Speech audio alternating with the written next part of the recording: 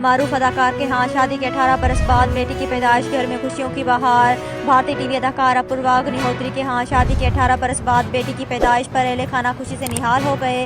भारतीय मीडिया के मुताबिक नामवर भारतीय ड्रामे जसी जैसी कोई नहीं के अदाकार अपूर्वा अग्निहोत्री और उनकी अहलिया शिल्पा शुक्लानी के यहाँ शादी के 18 बरस बाद बेटी की पैदाइश हुई, जिसकी इतला अदाकार ने सोशल मीडिया के जरिए दी। अपूर्वा अग्निहोत्री ने अपनी और अहलियात की तस्वीर के साथ नन्ही बेटी की तस्वीर भी सोशल मीडिया पर शेयर की और लिखा कि ये सालगिरह मेरे लिए बहुत ही खास रही, क्योंकि इस मौके पर खुदा ने हमें बहुत ही खास, नाकाबिल यकीन और मौज़ाती तोहफे से नवाजा। मैं और शिल्पा बेटी ईशानी कानू अग्निहोत्री को आप लोगों से मुतारिफ करवाना चाहते हैं।